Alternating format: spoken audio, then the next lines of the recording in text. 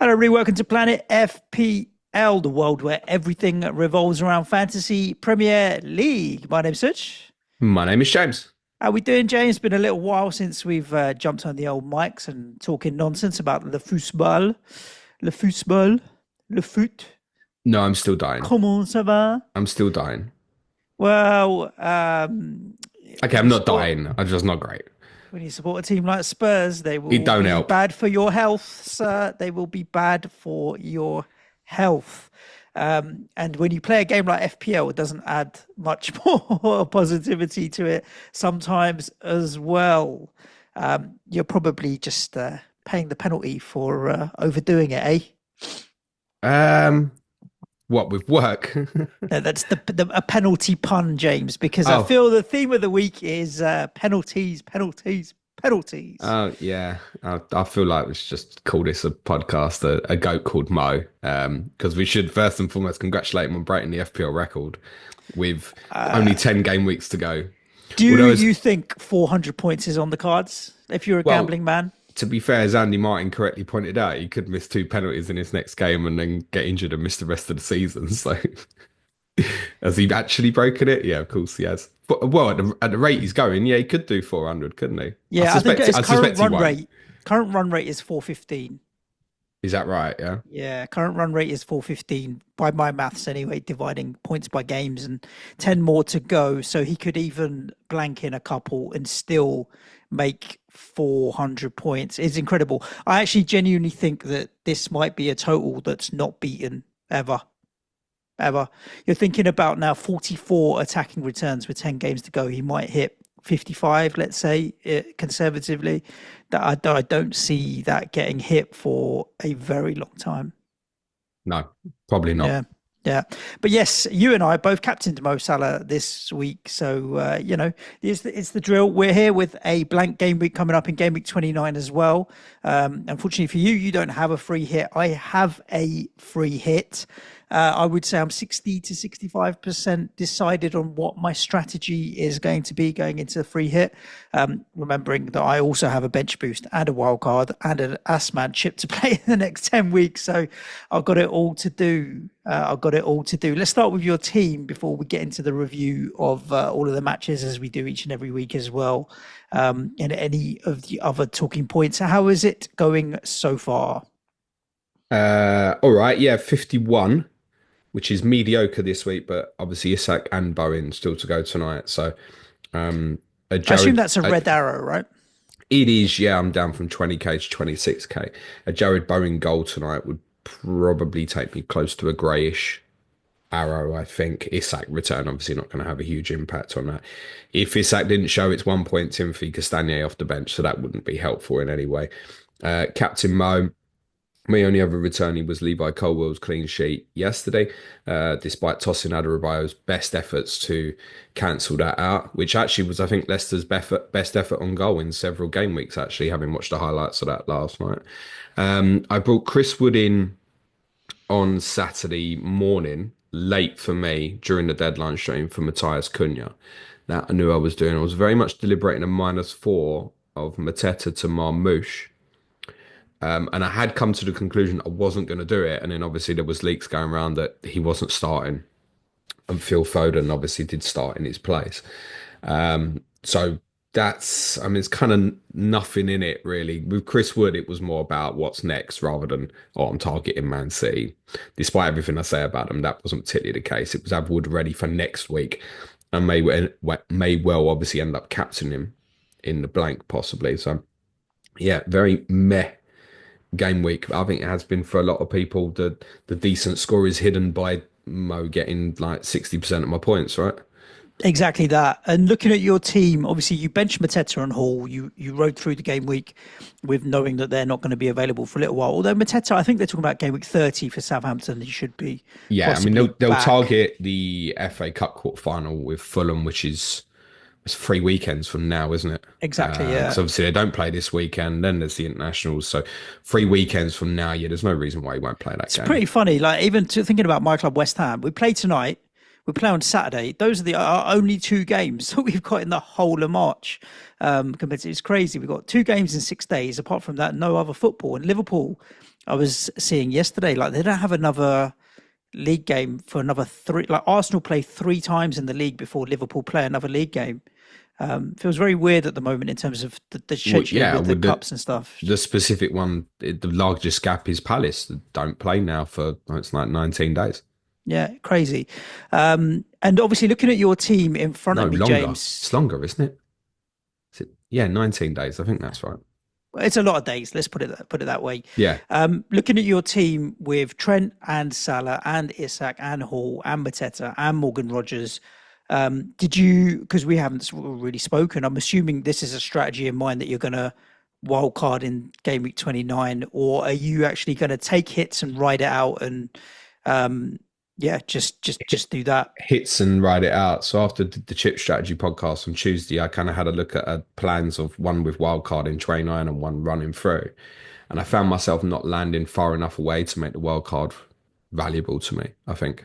So would it be better for wildcard? Yeah, but not enough in terms of a gain for me to be far enough away from what my plans specifically were. So, I can rattle this up and put Haaland in this week if I want, and I might. By doing it with hits, I could take a -8 this week, get me up to 11, and then run from there. It's not definitive that I take a -8 to get to 11. I might take a -4. I might literally just make one free transfer and go with 9 this week.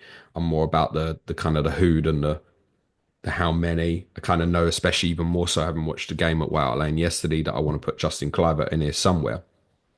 But then therefore it's Salah or Rodgers that has to come out under that basis. Those two could end up still coming with me, and I go, right, well, actually, no, I'm gonna move this about and just put a couple of defenders in this week. So haven't made any decision, don't want to too much, because the majority of my squad is still playing. As in my team, how many of my team doesn't play between now and Friday? Pickford, Wood, from my starting team, that's it, isn't it? So yes, you're right. The rest of all European football, and then West Ham, Newcastle tonight. I'm not in any rush to make any definitive decisions. I don't think Lewis Hall's going to play between now and Friday, mate. No, another will Mateta, in fairness. But Hall's quite an awkward. He might end up staying, not because I'm like, when will he be back? Like, he won't be. He's out for the season.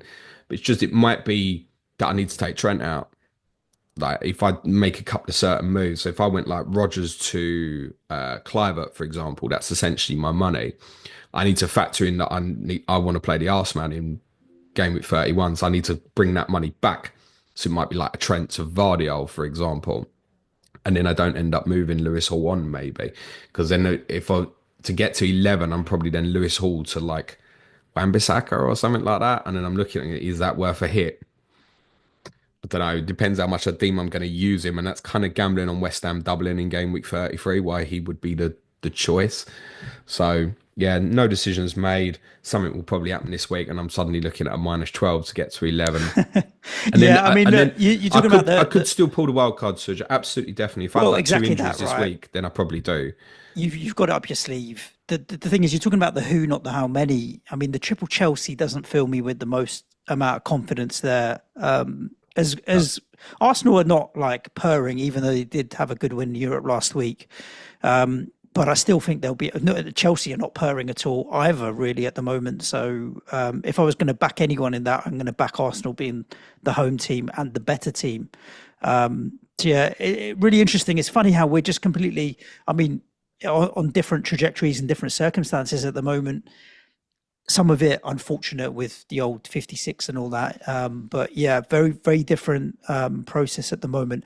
I ended up making... I'm on 56 points as it stands at the moment, so 5 more than you, primarily because of Evan Nilsson, who was one of my transfers in this week. I've got Bowen and Isak like you still to go, and I am on a red arrow.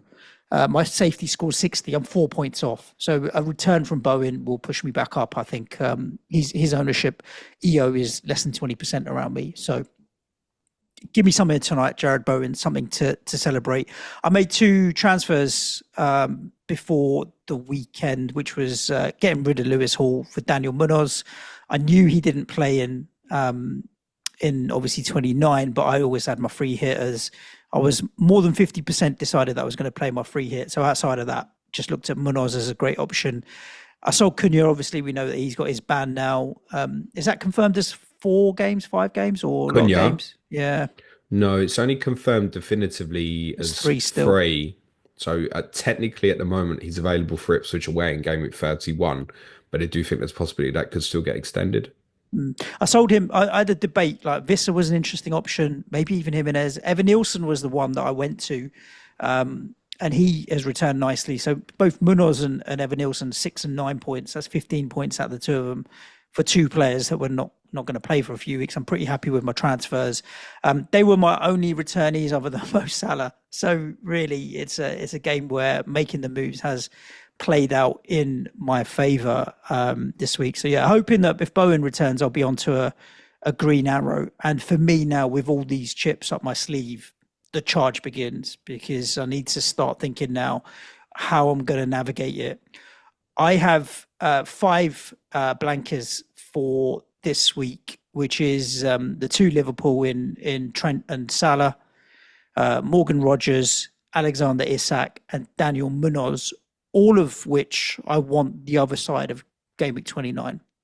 I think the Liverpool boys have got Everton in that game week. I had FPL team open in front of me. Where are we? Isak's got a decent fixture at home against Brentford. Munoz got a decent fixture with Southampton.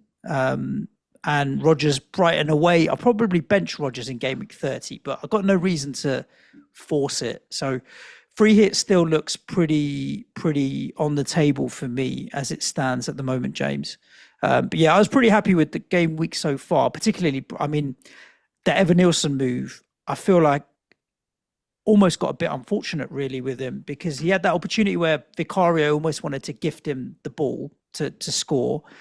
And there were a number of other occasions I where... wouldn't put it on Vicario. I'd put it on a few others. Well, yeah, I mean... Romero, the passing was pretty poor from your team yesterday, which we'll talk about. But I feel like Bournemouth had the intensity that they could have... If Bournemouth had won that game 3 or 4-0, I don't think anyone would be walking away saying that was a unfair or bad result. I mean, a disallowed goal for the offside as well. They really bossed it 3 or 4-0, thrown away a 2-goal lead. So I'm happy with the Evan Nielsen move there.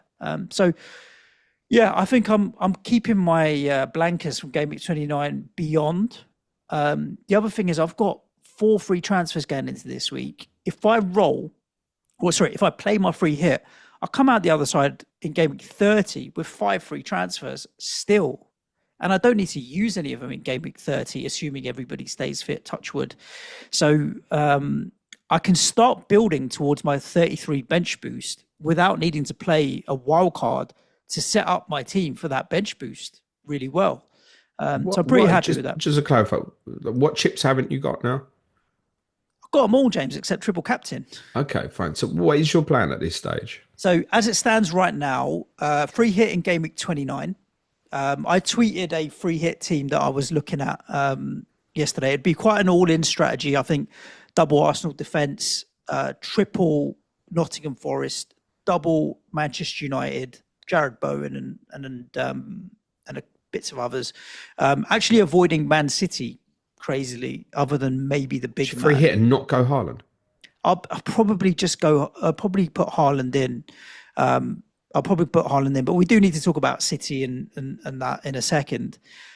Followed by game week 30 to 32 is Arsman, which I've had a look at, and I think I might just get Glasner and in theory keep him for the 3, because the first game, Southampton away, is like your banker. Just give me my, 6-7 points to start.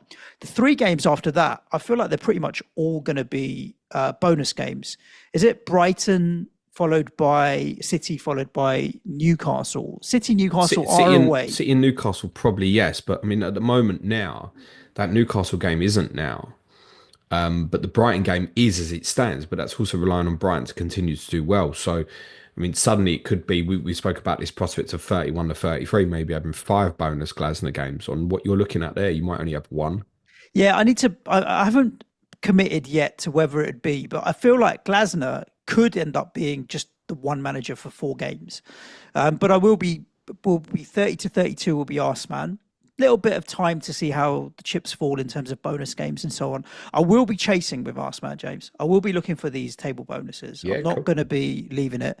Followed by 33 bench boost and then 34 wildcard in for the running. That's kind of where my head's at the moment. 33 bench boost, I would also just add, I'm not going to end up with 15 doublers. I think in You don't 33, want to. Liverpool's fixture, Arsenal's fixture, they're too good to kind of ignore maybe a couple options there, even if it's just Gabriel, Trent, and Salah or something. I don't think I'm going to end up with 15 doublers, but as long as all of my bench has got doubles, I'm pretty okay with that. So that's where my head's at the moment in terms of strategy. Okay, it's tight, isn't it? Like you're kind of forced God, into I'm using Arsenal in them each and 30, every for week. example. Yeah, I mean, I could use Arseman 35, 36, 37 or 36, 37, 38 if I don't really think that it falls very well. Yeah, But agreed. the problem we've got here now, James, is so much of the table is done and dusted now, isn't it, really? You're talking titles done. Liverpool, It I'm is. not going to lose that kind of lead. I think the bottom three, unfortunately, is done. I saw the BBC tweeted yesterday that the bottom three have the lowest points total of any bottom three for since the Premier League began, or something, or at least for I don't know 20 years or something. That's pretty much done and dusted in my eyes as well. Really, now it's all about the final European spots, and in amongst that, there is some interesting fixtures and games to be played because Bournemouth, Fulham are playing so well, Brighton are playing so well. Forest are playing well. So I think there's still a little bit of intrigue around these European places, but that's it really. And we're talking fourth to eighth. We're not talking all the way up to Arsenal and what have you. Which kind of leads me on to this blank game week 29. I think a lot of people are really thinking going all in on City or getting three. Guardiola and Haaland seem to be really popular. I mean, Brighton are the form team in the league at the moment. They're playing really well. City are not. Like I really don't see this game at home for City as in any way straightforward, James. Like nothing about it. I think Brighton are going to beat them, to be honest with you. Look at the pace in the attack that they have with Mitoma and Minte and Pedro there, and they've still got Welbeck and Ruta to chuck into the mix as well. I think that Brighton attack's going to give City a lot of trouble, and I don't see it as a straightforward fixture. And when City have defensive issues, they're not free-flowing and racking up loads of chances at the other end either, which means Haaland might score, but I don't see Haaland going off and doing Erling Haaland of yesteryear stuff of threes and fours, mate. So No, but I mean, if you look at captaincy for this week, like who do you actually see going off? Like if I don't go Haaland, currently it's bust on wood for me. Am I looking at Bowen at Everton? If I go I Clivert, am I think looking Clivert against Brentford? I think people overlooking Bruno Fernandes, to be honest with you as well. I think his away fixture at Leicester, I think is pretty decent. Leicester are a pony at the moment, mate. Didn't score again yesterday. Yeah, but it changed I system think Bruno yesterday and made it a bit more Fernandes difficult. is an interesting option. I do think Bournemouth at home to Brentford is an interesting one. Brentford are pretty decent though, but I can't see myself, like you said, you want to get Clivert in. I can't see myself free hitting without Clivert. I get it by default. It kind of falls on wood. Haaland does stand out, but I I think just don't see him going Haaland big. is the top captaincy this week. Yeah, but I think a lot of that is based on his historic. I don't know on current form if he is. I don't have a feeling that he's going to go off big, James. No, He may well I return. Don't get me wrong. I I'm don't not saying that I don't think Erling Haaland will return. I just don't see him going off big, to be I honest with you. don't disagree with you, but I might also be bringing him in for Mo Salah this week. I've not ruled it out. It's kind of one of my two paths, and it's not just so much about this week. I'm not fussed about this week. It's the after. It's he's probably best in 30 because then he's got Leicester at home. Yep. And it's also knowing that in game week 33, he might be the kind of only obvious candidate based on the current projections for the double game week. So, and I think there's every chance City will lose at Bournemouth in the Cup. But as long as Villa win at Preston, the game will still probably happen in game week 33. So you don't even have to rely on that. It's highly likely that City will double in 33. And I think it's that. I mean, it's people run into that going, hang on a minute, this period here, 29 to 33. Can I take Mo on? Which is obviously comes with a severe fucking be careful warning, but you know what you're taking on. But particularly those who are probably frustrated with Cole Palmer, if they're looking at routes that can take Palmer out and put Haaland in over this period, they're very tempted to do so. It's highly unlikely, I think, that people will captain Cole Palmer again this season. Yeah, I Not agree not with not you. even because of what's happened. It's I just agree the with you. fixtures of Haaland, Salah, Isak for the rest. See, the thing is, I can come out of game week 29 with 5 free transfers and sell Cole Palmer. I'm not having Cole Palmer in my free hit team, and I don't think many on free hit will bother. I can come out of game week 29, James, and sell Palmer and one of my forwards, whoever I choose, and get Haaland that way quite comfortably. So yeah, it's a future problem that just because I free hit in 29 doesn't mean I can't come out of 29 and still get Erling Haaland in my main team afterwards. What the free hit in game week 29 allows me to do is attack a couple of teams that I don't want to otherwise, like Manchester United. I'm not really looking at getting Bruno Fernandes, and don't laugh at me, but Onana in my main team What's his name? at all. Yeah, exactly that. I'm not in a position to double up on Bournemouth in terms of Clivert to go alongside Semenyo at the moment, so I can do that.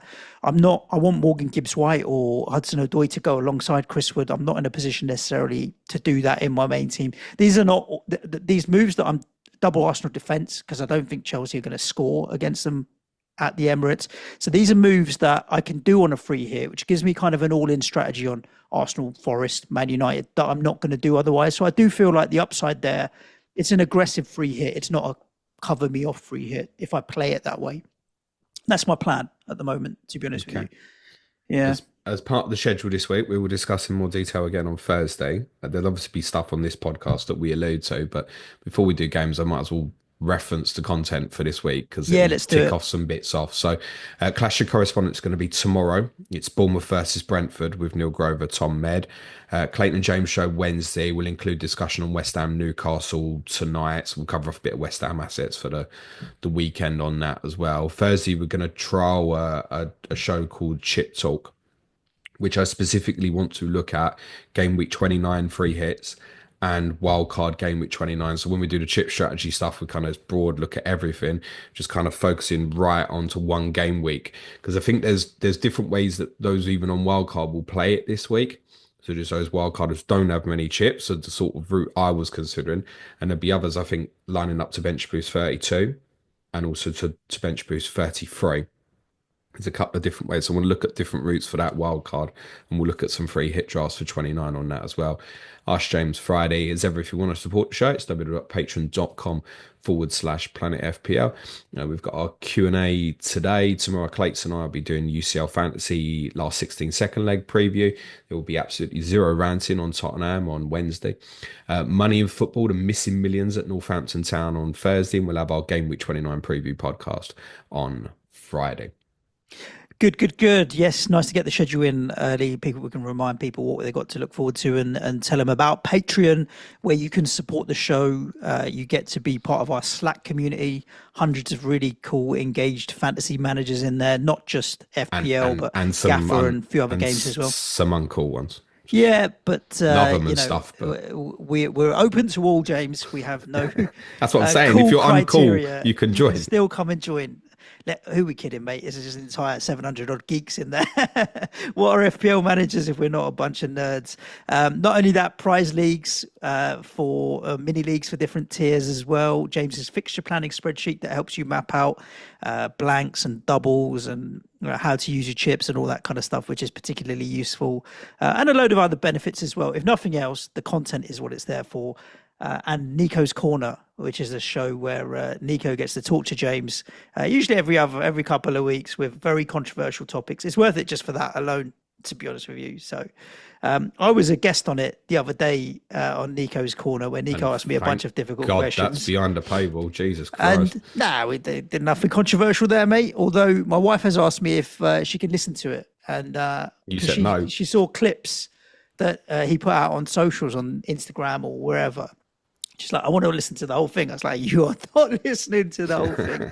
No chance, mate. Nothing interesting happening in that. But yeah, listen, come and join us in Patreon. It helps keep the lights on. It helps keep the show going, and all of that kind of stuff. It funds James's trips to places like AZ Alkmaar so that he can watch Tottenham lose. Right. Should we get into these games, James? Yeah. Man is coughing, so I'm going to say yes is the answer to Yes, that. boss. Sorry. And we're going to get into Nottingham Forest 1, Manchester City 0. It was a late goal in the end for Callum Hudson-Odoi, which he took particularly well. But nobody's come away from this saying that Nottingham Forest didn't deserve the points, or that they didn't play well. It wasn't, you wouldn't call it a thriller. It wasn't racked with loads of, I don't think there was any big chances in the game for either side, James. So it wasn't, shot after shot after shot. City dominated possession, but Nottingham Forest just showed what a good, organised, defensive team they are. Yeah. Another clean sheet, most clean sheets in the league this season. Says it all. Yeah, Matt Sells is too clear, is he? I think of David Raya, I want to say.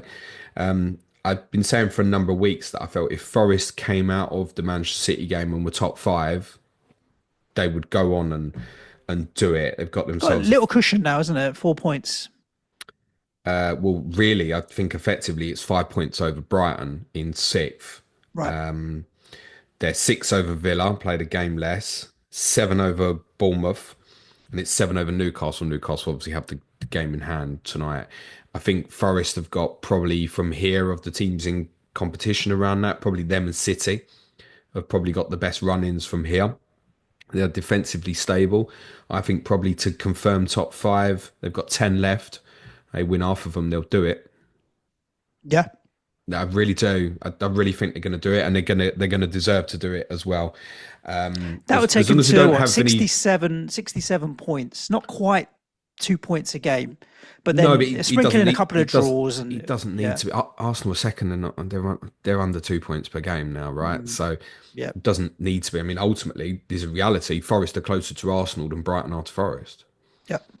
So yeah, this is a brilliant opportunity for Forest. They've got some fantastic fixtures left. They really do. I think they're going to go on and do it as long as they don't suffer any kind of major injuries over this period, and as long as they don't kind of get gripped by the fear. But there isn't a suggestion they're going to do it. And I think the fact that they're not, like my team's quite erratic in terms of how we play.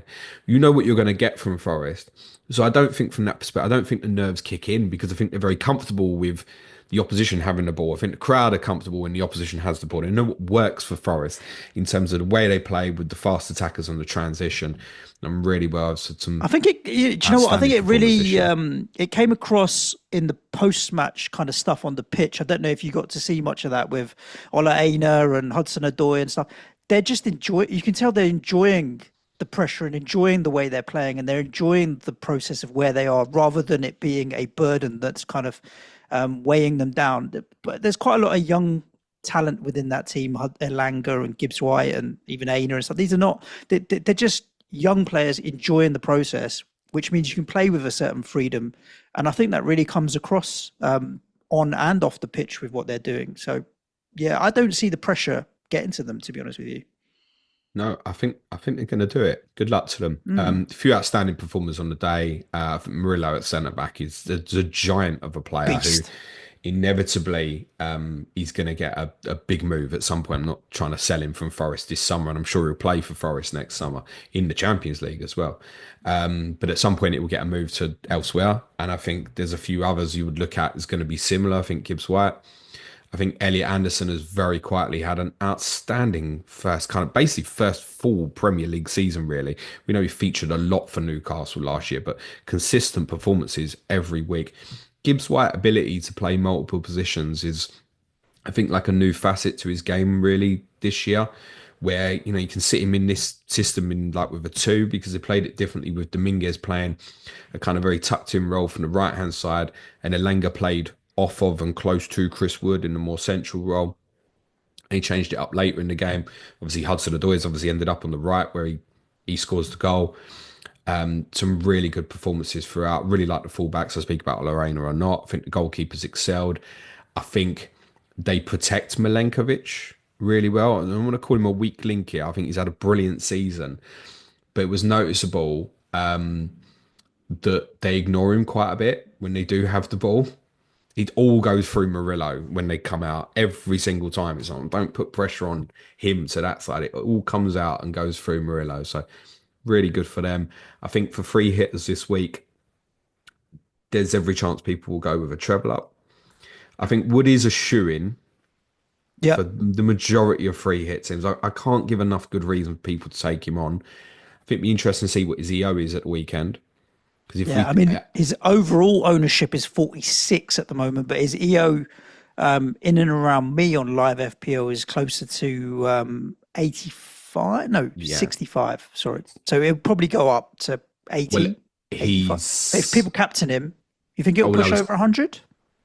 I think a lot of people will. Yeah, I think probably circa around about 20% will go Haaland, I think, this week across people buy-in and the free hit teams. Now, from that 20%, majority of them are going to captain him, which then leaves what 80% of captaincies going where? It's going to Wood, it's going to Cliver. There's not huge others. The EO play for those who don't go Haaland is Wood. If Yep. you are, I'm not sure, Wood's your play. The fixture is good, away to Ipswich. I think people will be tempted to add another attacking one or two defensive. I think a defensive one feels like a should do, and I think probably you'll probably be tempted to go Milenkovic. I think if you're on the free hit because that's the most likely one to score from whether it be I was going to say open play, not open play, but a Milenkovic goal from a set play is probably the most likely of those four defensive players to give you the attack in return. And I think Ilanga, Hudson-Odoi, Gibbs-White can all be considered as well. Particularly one for free here. So they're the sort of ones I think there's a reluctance maybe to go and buy into. But for this, just Ipswich away 1 week, yeah, I think you probably do want to go and punt another one. I would expect them to go to Ipswich and win I on think I'm going to Saturday. end You've up got with confidence in them. I'm going to end up on Gibbs White just because of the set pieces and maybe a little, and also money is no issue for me on the free hit. I did want to gamble Hudson Odoi, but I think I'm going to end up going with the safety of Gibbs White over him. I still like Ola Aina as well. I think he bombs forward. He can get forward and link up. Maybe he might be the one that I'll be looking at. I'm surprised. I didn't realize Callum Hudson Odoi is still only 24 years old. It feels like he was in the Chelsea team 10 years ago, mate, for me. And then went away and did his stint in Europe and 3 stuff. million. But I can't believe he's 24. I really feel like he'd be like 28, 29 already by now because of how long he's been around. 3 But million took they his, bought him for. yeah, it's a joke. Took his goal really well. Sell However, me however, what? Edison? yeah, man. I mean, Yeah. the irony in Edison is, and we was talking about this on the Match Day Live with our patrons, the save he made from Hudson-Odoi when Hudson-Odoi came in off the left was a phenomenal save because I don't even Yeah. know how he sees it. Yeah, yeah. And then on the goal, I don't know, it's like he gets a bit concerned that I like think he's it took going a to nick collide though, with the didn't it, post. of Guardiola? Yeah, It kind of puts you off balance a little bit. And he did he hit it should hard. save it. Come on. He should save it. Yeah, but it wasn't the easiest. It wasn't a straightforward save. I'd say I'm not defending Edison there, but I'm giving credit to Hudson Odoi for going the other way because I thought he would cut in on the other side and shoot across. Went for the near post. Give him a bit of credit. Anyway, Tell me something to see. I mentioned Edison because people are going to look at him again. Do you know why people are going to look at him?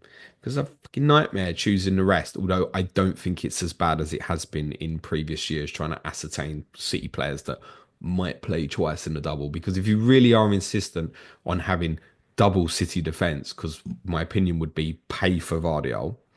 If you want a second one, because you're like, well, I don't know what attacking guys to get here, go Diaz or Kusanov. Because as it stands, they're going to play nearly every game, I think. They don't have enough other options in terms of defensively. So Akanji's ruled out to He's around had about surgery, isn't he? game week 34. Aki's having surgery, isn't he? Yeah, Stones and Aki are going to do well to play again this season. So the options they have at centre back are very, very limited.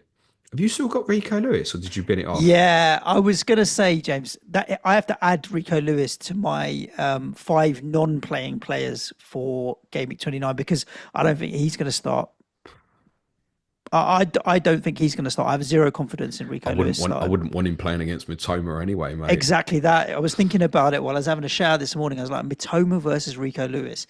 Pep's not going to do it. He'll hang him out to dry if that's what he's doing. So I count him as a non-starter. So puts me up to 6 non-players. Yeah, forget about it. I mean, Nunez, chucking Nunez out there at right back's not particularly better. But yeah, they are stuck for choice Very different right now. profile player, but I think probably it probably will be new. I think that back four is going to stick for a while, and I think you mentioned about Vardio earlier. One of the reasons he really appeals is we know what he can be offensively. I don't think having Doku in front of him for a fantasy perspective particularly helps per se, but that can change at any point. He's probably their biggest threat from set plays. We know that he can push forward and go in, even on the inside. We've seen it a little bit more, I think particularly in a Champions League game against Bruges. I think we saw quite a bit of that. He can go on the outside. They could shove the system, but I don't see City having the personnel at the moment to kind of shove to a free at the back that allows him to kind of be this hold the touchline left winger that we saw like at the end of last season. Did feel like it had to be a must for your FPL teams, but the rest of the defensive is not worth up to much. So if you do want coverage of it, that's fine. I think you very weirdly you can look at City in 33 at the moment and think, well, if they double, I do think I'll get 2 games out of Kusanov, Diaz, and Vardy. And despite the concerns about them, these fixtures are good, particularly if you are on the wild card this week. I think you are looking and you're thinking these guys will hold me great till all the way to game week 36. And if you're wild card, you need to be thinking all the way, right? You have to. And so there's not another chip for it. So I think that's why the likes of Vardio and Haaland will particularly appeal. In terms of the offensive stuff, other than Haaland, good luck. I think a few will be tempted by Savinho, but ultimately a lot of the promise we've seen this year doesn't often equate to the attacking returns. Doku I don't need to cover because people who are here will probably know my feelings on it from previous. And I also think that could come out the team at any point. And you wanted the third, I think, to be Foden or Marmoush. Yeah, good luck.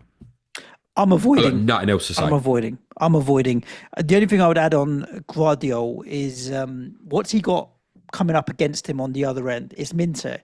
And Minter's going to try, like, you don't want Guardiola bombing forward and leaving space in behind for Minter to run into because he will cause them all sorts of problems, which means I think Guardiola's going to get pinned back a little bit. For me, I can understand what you're saying about people not on free hit and holding these players through what are on paper good fixtures, sure. It's Haaland, then Guardiola, and nothing else. For me, on free hit, I'll probably end up getting Haaland, but I'm not getting it because I think they're particularly great. Because they're coming up coming up against a very good Brighton team, which is kind of a segue, James, into Brighton too. Go on. Just a couple more things. One, I'm almost certainly going for Vardy this week. Enjoy. I probably not, but I go to Tottenham every week, so I'll be all right. I'll cope with it. I might go Haaland, but it does involve taking Salah out. It's my only route, and I might consider doing it. I think very importantly for free hitters this week, remember your deadline is 1:30 p.m. UK time. You might get the City team because it was only 5 minutes before, but we got the big Marmoush Foden news. Actually, it was more like 10 minutes before. We got the big Marmoush Foden news. So if you're on one of them, I think it'd be one or the other, by the way. My instinct would be that Marmoush will come back in the team. But I'm not Pep. Yeah. Because I really need a haircut, I've actually got slightly more hair than him, I think, at the moment as well. Nice. I'm ignoring it, mate. I am ignoring it. Right, let's talk about Brighton 2, Fulham 1. Late victory.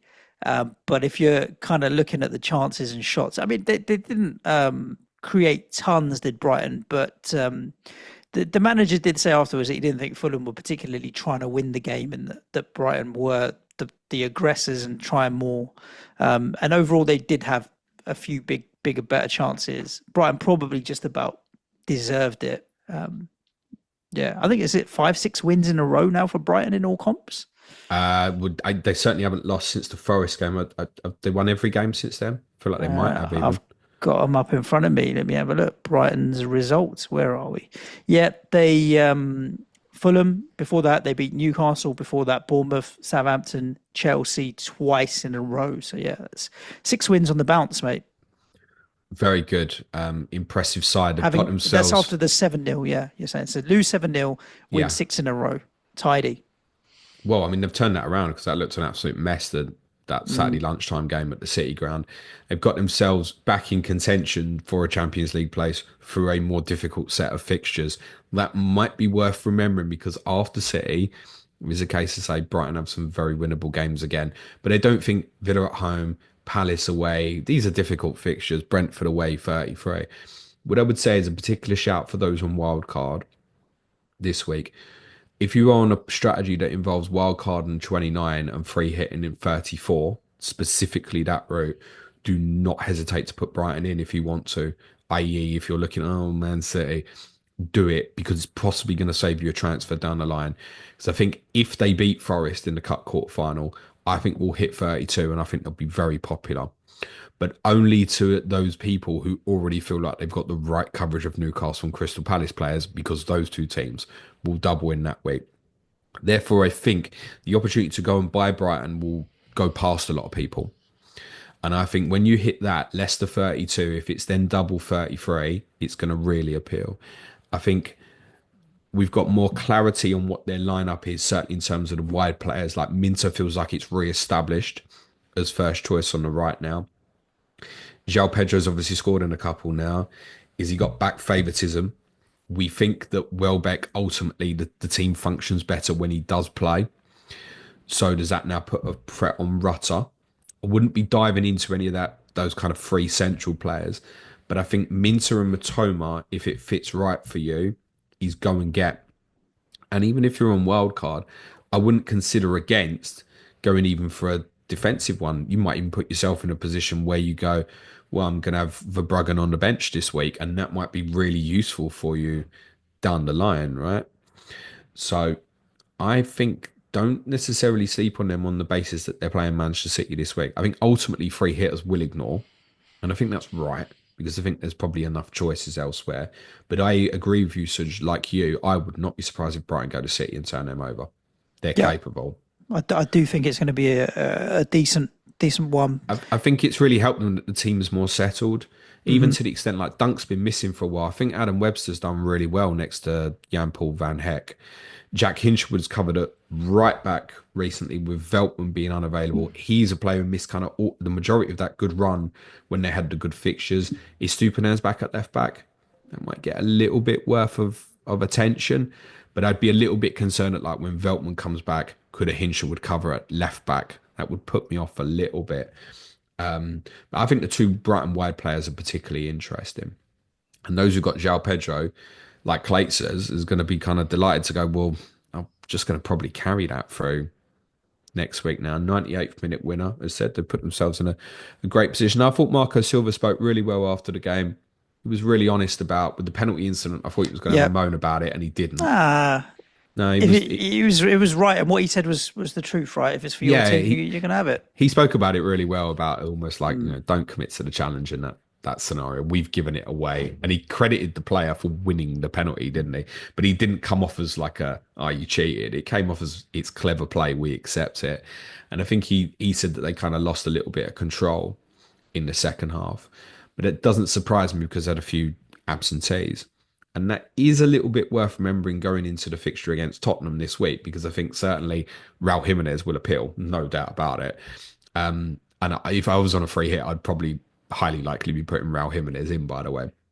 But I'm not sure how much of the rest I'd be touching. They went to a back three again.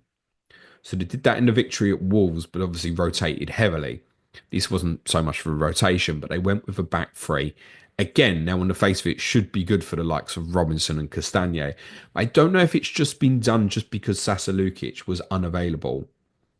And I don't know if Silva's past the point of wanting to play Harrison Reed in midfield.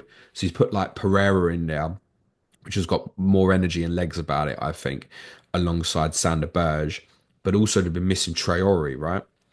So if Traore's back, what do I always say about if you've got fast wingers against my team? Like, yeah, play them, please. So if Traore is available for the weekend, I think he'll come back into the team against Tottenham.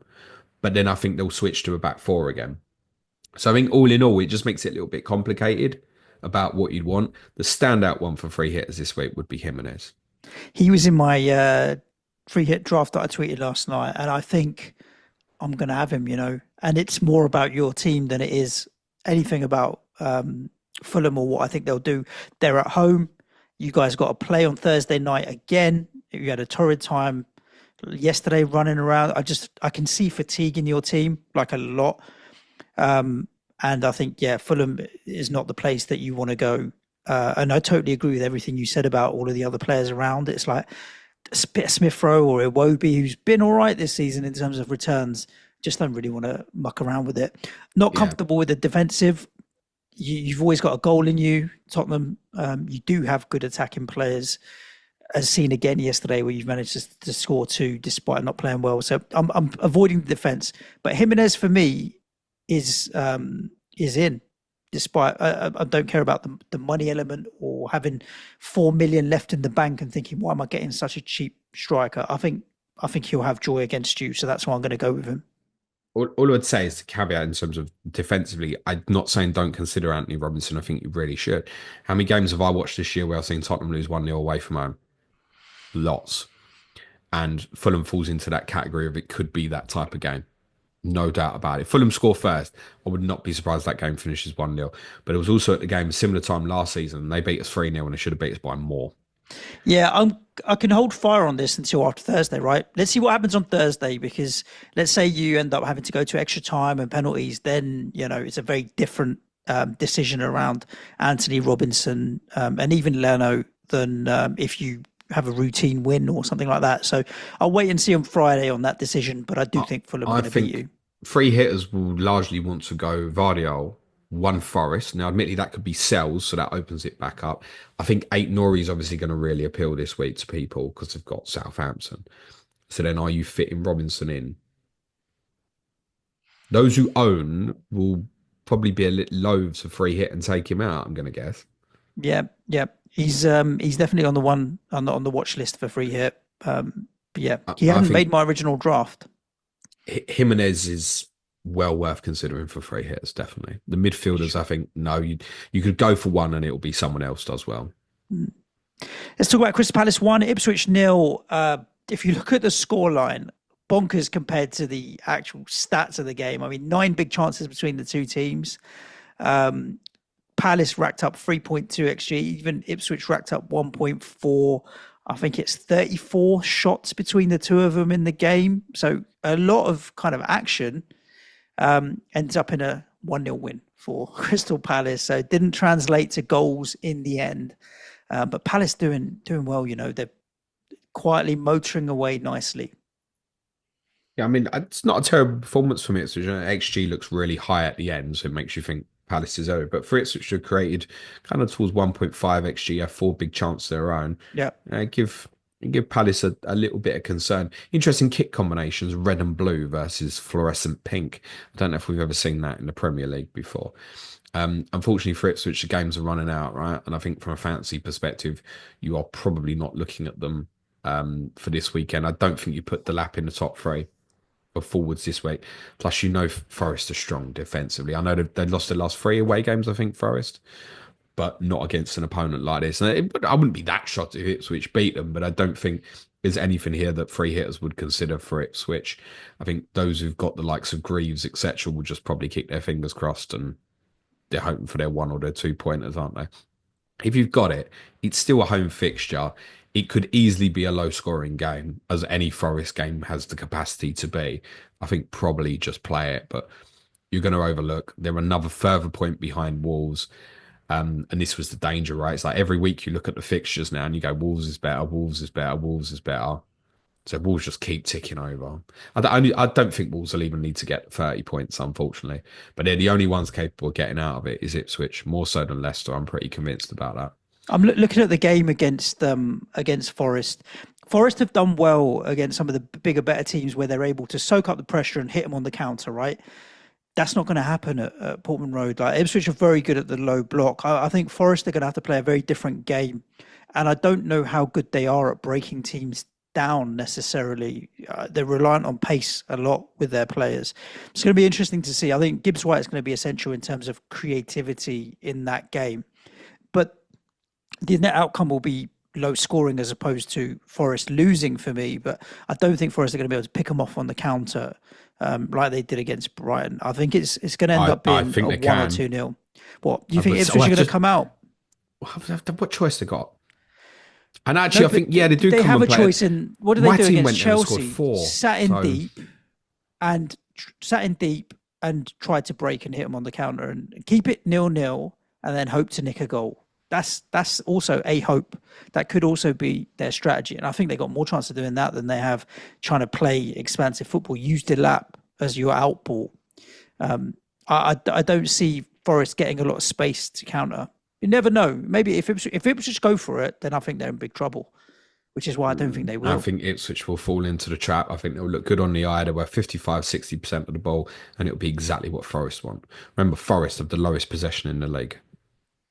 If that happens, if Ipswich have more of the ball, then I have more confidence in Forest racking up more goals. If Ipswich sit in low block, then I still think Forest will win, but I think 1 or 2-0 or something like that. Nothing, spectacular. Yeah, interesting. Palace obviously no interest for this week because they don't play. Well, there's decisions to be made, isn't it? It's keep, sell. Or I also think in the case of wildcarders, do wildcarders consider, particularly if they go down a Haaland route, do they consider benching the likes of Mateta Munoz and have it ready?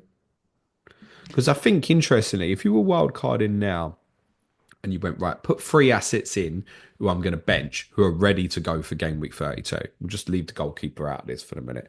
I think the 3 you think is Munoz, Mateta, Isak, isn't it? Yeah. Now, admittedly, Munoz, that Mateta means for sure. that means going just one up front this week. So I don't think many will go down that route. But maybe particularly those who go, well, actually, I'm just going to go Mateta, Isak, Wood as my front 3 and carry, which is what I'm on at the moment. Then I don't think that's unthinkable. So I think even wildcarders have definitely got to keep Palace in their mind because the fixture 30 and then the double 32. I think Mateta will be back for 30. I don't have too much concern about that. Munoz is clearly the outstanding one defensively. Eze kind of falls into a line of punty at the moment. Those who sold Ismail Assar a few weeks ago are probably going, well, what did I hold for all that period? It's only Mo scored more than him, I think, since game week 25, I think, ironically now. So Sar's an enabling one, could be considered, maybe sits in as a placeholder rather than like Rodgers, for example. And I think Henderson will be a really popular one for wildcarders. And it might mean they have to rein in the idea of Munoz or Mateta, because I think there will be a temptation for those wildcarding this week to have one of Henderson or one of the Newcastle goalkeepers. And the message we checked in with the Newcastle guys and our patrons is like, yeah, ignore that. Like, you could go Pope and Dubravka might come back in, or one or either way. Henderson is going to play unless he gets injured, right? So Yep, Henderson, agreed. if you want to set up that way with like 4 players ready for 32, you're going to end up going with Henderson. Therefore, you're not going to end up with Munoz, Eze, and Mateta somewhere down the line. And of course, you may also be thinking, well, I want fucking Glasner as well. So just be a little bit, ironically, just be a bit careful about overloading on Palace in terms of what your thoughts are here. So I think, yeah, I would like to carry Mateta through, but there are forwards who potentially appeal for me to throw in. One you've just gone for, Evan Nilsson, right? Yep. Is one potentially to consider. So yeah, Palace on a great little run, and also like all them bonus games are looking a little bit more dicey whether they're going to be bonus games or not, because they're Definitely doing well. worth keeping an eye on. Liverpool 3, Southampton 1. Liverpool absolutely not of interest this week because obviously they don't play. Who's Southampton? So it's Wolves. Wolves, isn't it? So obviously people may be targeting Southampton. As much as they went in half-time 1-0, Liverpool shot themselves in the foot with that goal. I don't know why Van Dijk didn't just boot it, to be honest with you. And they didn't offer anything else, Southampton. Like, Liverpool were crap in the first half. I wouldn't say Liverpool were crap in the first half. I think they were... You watched all this, didn't you? They were given... to be honest, yeah, they weren't good. And I know Slots talked about they were sloppy and slow, and they didn't play with the intensity. But at the same time, like they could afford to be, because Southampton were rubbish, mate.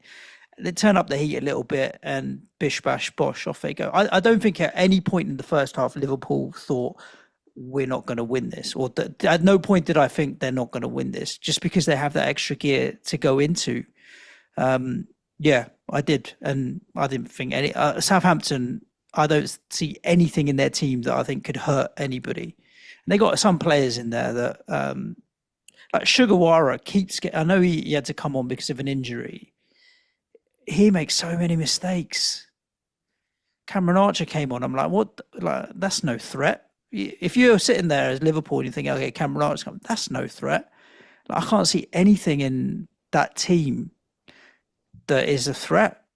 Fernandez, neat and tidy footballer. Debling's all right, but with what they have in and amongst them, no threat, man. Nothing at all. All right, let's not kick them down when the bottom and have just lost to the team that's going to win the league. I get it, but like Ray Nori is in my wildcard draft, and it was Ray Nori or Ole Einar. Like Forest defender away at Ipswich, or a Wolves defender away at Southampton. Which would you play? I'd play. I'm tempted to play the Wolves defender away at Southampton. You know, I'll tell you what. If you ask the Forest fan and ask a Wolves fan, I'll tell you which one you'll have more confidence in afterwards. It's Forest. Forest, I get that, but then the lap, at least they've got a bit of threat there that I think, all right, you might be able to do something. Or Mari, what's his Hutchinson or something. There might be something in Ipswich. Wolves' capability to be self-implode. I look at it. I think Ipswich are more likely to score, but I think Forest are more likely to keep the clean sheets. It's a tricky one. Didn't see anything from Southampton. This debate about Salah's luckiness or whatever, I've just switched off to it, mate, to be honest with you, because he's just the best. He's the best. He's just so good. Every time I see him, and I just think, how have you not fucking got this guy a contract sorted out? Like, how have you not? It's done, isn't it? I think. What, that he's staying or leaving? Staying. Is it? A lot of the word is that him and Van Dijk, it's very calm, and they've probably done it, but they don't want the focus. What's the inevitable focus if they announce that? Yeah, same thing that happened to City when they announced Pep's new contract. They lost about 7 of the next 8 or something. No, Liverpool not going to happen. But it's the focus on Trent. True. If they've signed, then like Trent isn't, right? So if everyone just keeps calm and get this title done, and then see what happens in the Champions League, etc., and I think, you'll get an announcement later on. There doesn't appear to be any concern that Mo Salah is going to leave Liverpool. I would be, at this stage, I would be very shocked if he did. Suj. Okay, good. Because I want to see him in the Premier League for longer, because he's a great player. He didn't have the best of games, but he still popped up with his return to, And you look at the depth that they've got, like being able to bring McAllister off the bench and Jota off the bench, and even Robertson coming off the bench is depth there. It helps, in fairness. Let's be honest. You know, majority of that squad is fit at the moment. It was basically without Gakpo and Bradley at the weekend. That does help that you can then bring this strength on, particularly whenever, as you said, it did underwhelm in the first half. Slot was not happy at all. So it might be a little bit of a lesson here to think about in future weeks about Mo here, because I think, I'm not saying people did this, but I do think that for some there would have been an element of, I'm concerned about Mo's minutes this week. And you've got to look at it again, playing the weakest team in the league with PSG, and that was hard work Wednesday. PSG were outstanding against Liverpool. Then the second leg Tuesday, and he still smashed out the 90 minutes for you again. There's no reason to think that's not going to happen in any fixture going forward. Did you hear Slot's comments on Match of the Day, what he said to Gary Lineker?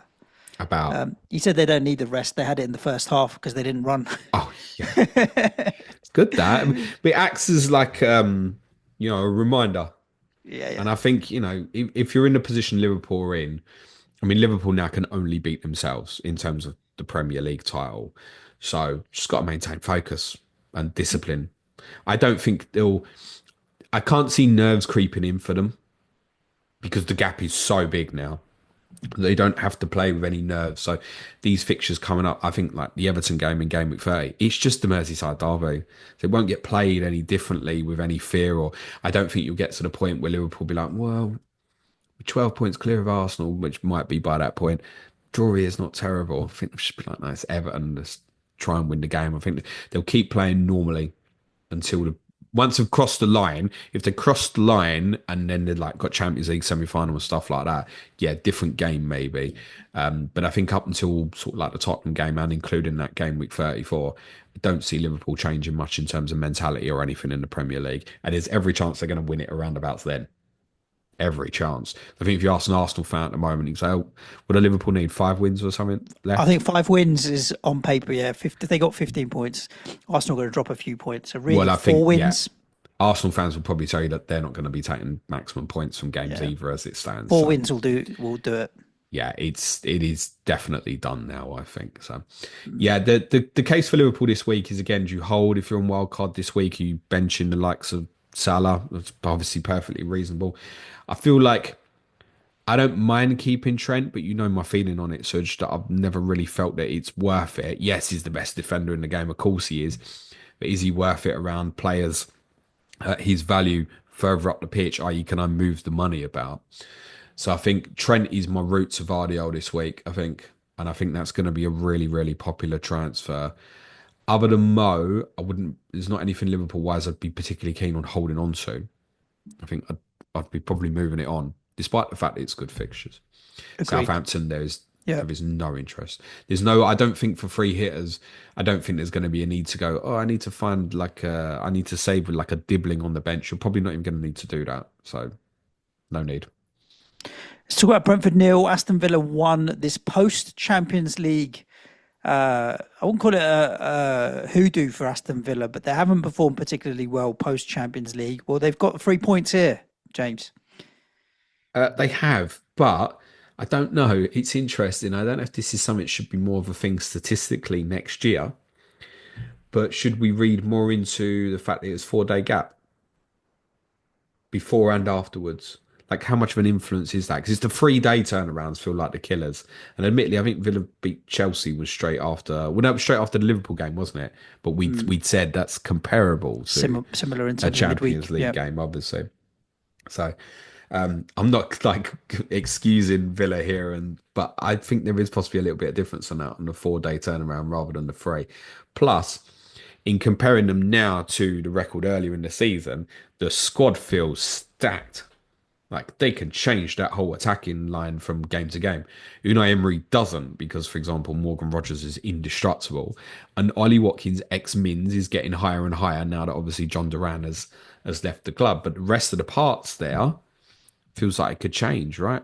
But Yeah, I mean didn't they see had Asensio at the injuries. weekend. They had Rashford injuries at came the off the weekend, bench. right? And obviously Martinez missed out, and yeah, Rashford didn't start, and they got other players that they can bring off the bench. This is so having to slot in there right back, but then Cash came on as well. I mean they've got the new boy as well, Donnell Marlon. They got plenty of players there that can come in. If Maatsen starts a game instead of Luka Dean, it's not a particular downgrade there. So Villa have got depth, definitely. From a fantasy perspective, I think there is the feeling that they'll double in 33, so you're drawn to hold that. I look at things like combinations, and I think Jared Bowen's fixtures are really good. I've said this a number of times. I think it's going to be really, really popular. But they do go to Liverpool in 32, week before a potential double, and you think, nah, I don't feel great.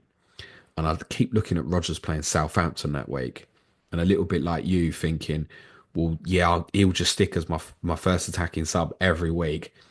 And in 32, Southampton, I'll play him.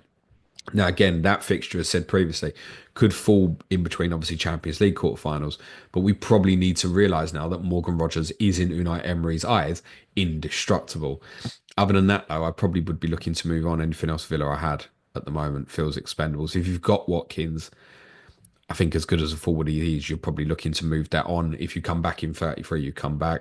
I think defensive ones, despite the clean sheet this weekend, it's probably move on. Axel Disasi had a very interesting game. I thought he was largely excellent, actually. He seems to be getting in the way of most good things. I thought his distribution was better than what I've seen from him previously when he's been at Chelsea as well. But ultimately, he could have conceded two penalties, and there's one in there that is an absolute penalty that Brentford should have had when he Barged him slipped. over. He barged him No, over. It the was a barge foul. not so much, but the other one he slipped. It was accidental, but he cleared out Cash and Kevin Sade. He slipped and cleared them both out. Like it's a foul. It seemed like a strange one not to be given personally. So, but I do think Villa deserve to win. For clarity, really good win for them. Keeps them just about in contention. They've got tough fixtures, I think, Villa. Blank now, Brighton 30, Forest 31. The Southampton game is probably going to be in the middle of the Champions League quarterfinals. Then Newcastle City part of the double. So I don't think Villa will finish top five from here, but they've got the squad that should be able to, as long as it stays fit here and the majority is back fit, should be able to cope with the rest of the season. Brentford's interesting. There'd definitely obviously be huge ownership out there for Boomer, and there's nice ownership out there for Visser at the moment. And you're not going to move that going into 29. Are they auto picks for a free hit? I mean, Visser's definitely not, I think. Is Boomer going for you this week if you free No, hit? no, No, not you're even a clear about that. consideration. Not even a Wow, consideration. really? Yeah, look, Why not? I think, so Bruno Fernandes is in for me. Yeah, Clivert is in for me. agreed, yeah. Jared Bowen is in for me. I want Gibbs White, a Forest midfielder, is in for me. So then I'm down to my fifth choice. Bournemouth aren't bad defensively, you know. Bournemouth aren't bad defensively. No, but I do think you could. We'll It's a discuss away this. fixture as well. We'll discuss this more on Clash of Correspondence tomorrow. But I do think you could go with a lineup this week that was like, yeah, I'm going to go Cliver, Evanilson, and Bumo from the game. Yeah, I don't have a problem with that, but I'd rather go Clivert. I think I'm going to end up Clivert, Bowen, Fernandez, Gibbs White as my four in midfield. Would you And pick there's no Gibbs room for White both. over Bumo, really? Yeah, Ipswich versus Bournemouth. Bournemouth were good yesterday. Tyler Adams in there in the middle of the park. I I think think they're going to be all right. I don't want to put words in the mouth of Neil and Tom if they're listening to this ahead of that podcast. But we did the same game earlier in the season before, I think it was game week 11, I think. And there was unanimous agreement then that the one thing that fixture definitely would have with the style of the two teams was goals. And it did. Brentford won 3-2, I think, from memory. So I wouldn't be shy about having attacking players from both those two teams going into that fixture. Yeah, I get that.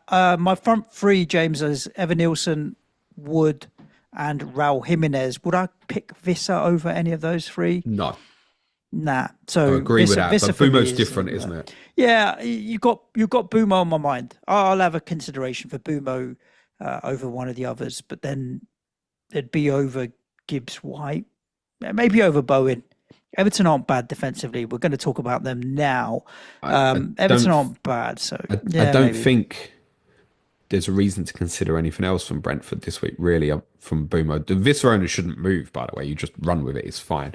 It's worth saying the fixtures after are shite, right? Newcastle away, Chelsea at home, Arsenal away, Brighton at home, Forest away. From the Forest away game, that run in at the end is probably the best in the league. That's not to say people should treat their likes of Bumo as expendable. They're, people like me are sat here and sold Bumo 15 odd weeks ago and wish I never did, right? So it is still turnover good. He might find space a little bit easier against some of these other teams. I do think wildcarders might want to have a look at Flecken. I haven't looked longer term, James, because it's not part of my strategy, and he's sitting there for me anyway. But if you I, say so, I'm going to say sure. I just shout out something to consider here. I spoke about this a little bit last week. I used this exact reference. There'd be a lot of people who've been on like for Bruggen and Flecken over this period and been like, not being great. And it might not be for the rest of the season. But if you're on a wild card now and you're really short of chips, having for Bruggen and Flecken, you would go Flecken this week, I think. That neither that feels great. But then for Bruggen 30 to 33 will feel really nice. And then I think Flecken 34 to 38 will feel really nice. So something maybe to consider because you won't want to flip that. No. And they're both relatively cheap, aren't they? So I think Flecken will still be a consideration with Wild because I wouldn't look at anything else defensively. For those praying for their Vandenberg one pointer, you might get it. He might be available, is the word. But I don't think he'll start. Wolves won, Everton won. Both of these teams will be of interest in this week because Wolves obviously go to Southampton. Everton have got a home fixture against West Ham. So Moyes coming up against his former team, definitely going to have a point to prove or want to get a result in that. I haven't looked at anything Everton. I think that may change depending on what I see from West Ham tonight against Newcastle. Wolves, Ray Nori still very, very popular. Do you remember? Do you know the last time he returned with any attacking returns, James? I'm going to guess it was at Tottenham. Game week 19, a very, very long time ago. Where was it against? I've taken him off my screen. I didn't think you were going to ask me. Let me tell you, it was 2 assists against Tottenham. You're right. 10-pointer. But after that, he's had a couple of clean sheets, but no attacking returns. I know people talk about he's playing so far forward. Thing with Wolves for me, James, is when you take the best player out of a team, it doesn't make the other players more appealing. It makes them less appealing. Like not having Cunha in there, and obviously Guedes was playing quite well as well, and he's not in and around. It doesn't make me want any of the other players anymore. Take Palace, for example. Mateta came out of the team. Actually made me think, yeah, I could go with Nketiah for a short-term punt because Eze's still there, Sarr is still there, and there's still other good players that can raise Nketiah's game. With Cunha out, I don't see anyone else in Wolves' team that's going to raise Nori's particular appeal to me. But Southampton are that bad that it might just bank the 6-point clean sheet. And if I do get anything, it's a bonus. I think, particularly if you're on the free hit, you are drawn to feel like you've got to have some of this because it's against Southampton. Yeah, Strand Larson, I wouldn't have him over any of the forwards that I'm going to pick, and even Vissa would come ahead of Strand Larson. I agree. I agree. And then midfielders. I mean, Bradley Parker said on COTC last week, you thought Sarabia would probably play the next couple. Now, that's the one you'd have thought, okay, maybe interested if he does. Didn't start. And then he scored, by the way, with a brilliant free kick effort. Manetzi scored the goal. Goes off at half time. Currently flagged. But is that what you want to punt? Yeah. Huang, if you thought he was going to start. I'm not taking that risk on a free hit. At 6.1, it's too expensive, but it's not too expensive if you're on a free hit and you can afford it. But no, I don't think so. I think Bellegarde, who assisted Manetzi's goal, might arguably be the one at 4.9 to punt for the week. But is he better than any of the Bowens, the Boomos, and this? No. It'd be like forcing Wolves in for me, for the sake of forcing Wolves in. I think Nori is the one that will appeal the most, and I completely get that, right? It's a more fun pick than Nico Williams, for example, isn't it? But I've been told also I can't say that. That also should come with a health warning. I understand that. I think if I was free hitting this week, Nori would go in. He was in my draft, but he was benched in my draft. That's all I would say. Behind Gabriel Saliba and Ola Aina, I would add. Yeah, fair. That's fair. That's a really good way of putting it. He will be in every free hit draft, but he might be on the bench for some. Yeah. That's a possibility. Yeah, he's definitely the one to go for rather than Semedo or some of the others. If you are really struggling for the money, I don't mind going Agbadu 4.0. And I highlight that also for wildcarders and those buying players this week might be more of interest. Because I've looked at that a few times. I think, I don't know, man, that 0.8 difference between Agbadu and Nori might be really interesting for me in another week. And I'm not using Nori that much. Whereas if I go Agbadu, I go, okay, you've covered me this week. And then you can sit there and I've got an extra 0.8 to play with. I was really impressed with him, actually. It's the first time I kind of watched him closely, and he's just come back from injury. Bradley said as soon as the word came out kind of Thursday night that Agbadu was going to be back available, it was like, okay, that's a difference maker. Yeah, he's kind of like the glue in the middle of that back three. I think Toti Gomez played really well also. The Doc did a right-sided centre-back. The goalkeeper's one I think people will consider as well, particularly for free hitters. And maybe for wild carders as well. I just come with the usual warning that they are the 17th best team in this league. And if it wasn't for the 3 promoted teams behind them, they would be in deep, deep, dire shit. They do have good fixtures, but I don't think it would take much for Jose Sarr to potentially come out that team. It'd I be agree fine. with you It'd on be, that. it'd be, it'd be fine this week for Mm. free hitters. I'm not sure I'd want a wild card. I'll tell you what I would say is if I was going to wild card him in, definitely have another goalkeeper who's playing without a shadow of a Yep. doubt. I wouldn't be pairing him with a 3.9 goalkeeper or anything like that. No. Everton Everton. come up against my team. If Yeah. you look at current ownership, James, you got nearly 20% in Pickford. So people that got him is fine for this Yeah. week. Mikalenko's nearly up. He's at 9%, give or take. Um, People, and then the next best owned is Michael Keane. I think that's just his 3.9, and people have found a 3.9 alternative. And then a little bit in Tarkovsky. None of the attacking players have anything. Beto's got a bit. That's the only other one. You play them this week if you own them. There's no issue playing with the Any of home them, all game fine, all fine. against West Ham. I'm not Except for also, Kane, obviously. yeah, I'm not massively keen on diving in though either with the fixtures that other teams have. I think there's a very 50-50 game, West Ham Everton next week. No, I think as well, like for those who own these players, you're going to hit 30 and see Liverpool, Arsenal, Forest, Yeah, Man City, Chelsea, and be thinking about moving it. Like I'm potentially plotting like Pickford even to Henderson maybe in game week 30. So this week, yeah, perfectly fine. Yeah, no problem with that. Not got expectancy on a return from it though, I'd add. And I think for free hitters, I'd probably be avoiding that fixture other than subject to what I see tonight. I probably would want Jared Bowen in there because of his capability. And Everton haven't been, despite they've obviously been much, much better under David Moyes, there's not like a flurry of clean sheets there, is there? Was it just one against Leicester, I think? yep.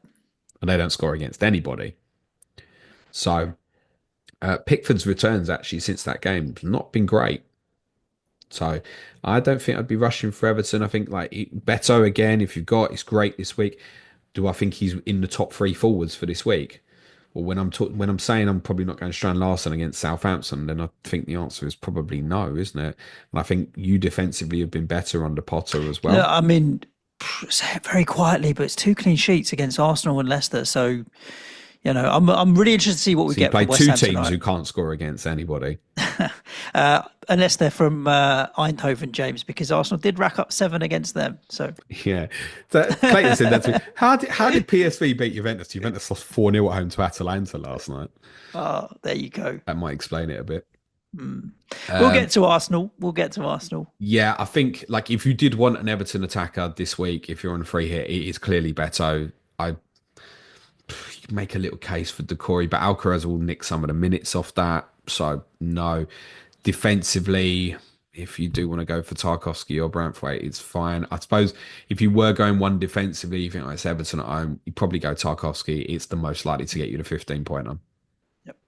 Chelsea 1, Leicester 0. I mean, the the fantasy news being Cole Palmer misses penalty, shock, horror.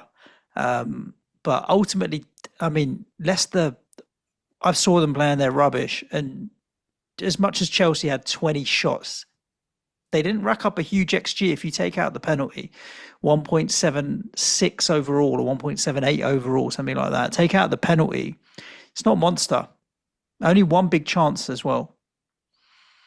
I think Maresca would have said Palmer was sick if he'd have scored. No, no, I don't think so. I don't think so. It says more that Leicester weren't able to create anything, and again have blanked here. But you'd think Sancho, Palmer, and Kunku, Neto, these are good players with Fernandes, Caicedo behind. You'd think that Chelsea would be able to create more, but they're just not. It's why I don't think they're going to score against Arsenal. I really think they're going to blank. Um, feels like all Arsenal games, I know with the PSV game was an anomaly, feels like all Arsenal games at the moment will probably be low scoring. I wouldn't be shocked if this was 0-0, 1-0, 1-1. Yeah. I've obviously got four players involved in this now. So I've got three Chelsea, Colwell, Palmer, and Kunku. And obviously Gabriel as well. I'm just sitting Yep. there. Get me, I don't know, 15 points between the four. I'd probably take it. Shit, but it is what it is. Um, I have found Maresca's comments after the game interesting. I kind of joked after they beat Southampton that there was a bit of overexcitement in the dugout after they won. Okay, well done. It's a bit like Mike Owen against the 14-year-old goalkeeper, wasn't it? Like, Mhm. calm down. All right, fair enough. They'd had some bad results. They're happy, but all right. And it was similar after the game yesterday. Maresca was full of praise for his players because they had to adapt to the fact that Leicester changed tactics. And it made me question him a little bit because I'd predicted Leicester to change a back three against you, and they didn't.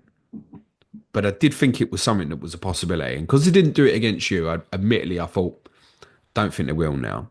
But they did.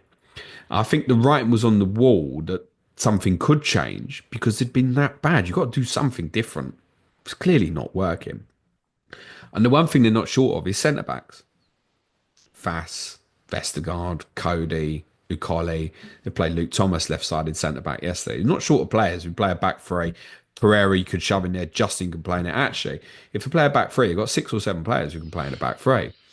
So don't think it should have come as a huge shock that Leicester changed system. And I was just a bit surprised that Maresca almost came across like he'd not considered it a possibility. And I get it, they'd not played a back three all season, but something had to change. So I don't know if he was just coming out of it. It was kind of deflect away from. It wasn't like vintage Chelsea performance. Ultimately, the victory is what matters most. I don't know if he was trying to deflect from it, Yeah, but maybe. it also gave an open message, right? Excuse me. Because if you're someone else who can change system against Chelsea, you go, well, the manager's looked at Leicester and he goes, Leicester play like this every week. He won't be expecting us to change, should we? I don't know. Maybe something to keep an eye on. Say like when Thomas Frank's the sort of one will pick up on something like that. And Brentford play Chelsea 31 might go, Yep. hey, fuck it, Let's I'm gonna mix it play a up. back. I'm gonna play a back three against Chelsea as well. Yeah, I wouldn't be surprised if we saw something like that. So, was that 2 big hauls in a row for Cucurella? Is it? I think. I couldn't tell you, though. I did see he had a price rise and one of his most bought in players of the game week. I don't know where from, but I guess people needed a defender for that particular game week and looked at Leicester not scoring goals for week after week and thinking it was the safest, easiest bet. But yeah, Back-to-back 15-point hauls, nicely done. That would be the Chelsea player to own if you want one. The fixture doesn't look as scary as it would have done in the build-up to this, right? We've just said we think it'll probably be low scoring. Chelsea's fixtures after the blank are good. Tottenham, Brentford, Ipswich, before you get to the double 33. And I think it's probably worth remembering that because I think a lot of Cole Palmer owners will be like, yeah, it's enough. Yeah, there's nothing that'll fix a player's bad fucking form like Dr. Tottenham coming to see you in game week 30. And I don't actually really want to be without Cole Palmer for that fixture. Then I look at 32, Ipswich at home as well. And I get it, it's just blanked against Southampton and Leicester at home.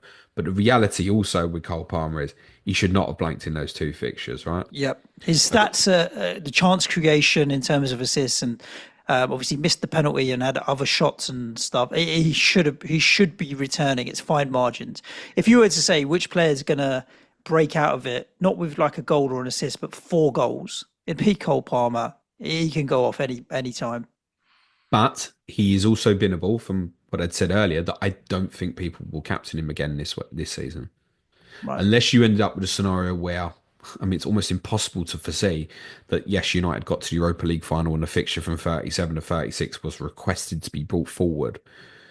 But then, Newcastle away, United at home, it's not great. I think like when he plays Everton 34, Salah's got Tottenham at home. You're not doing that. 32, yeah, Ipswich at home, but you got the Isak double and Salah's got West Ham at home anyway. 30, Tottenham at home. Isak's got Brentford at home. Salah's got Everton at home. Haaland's got Leicester at home.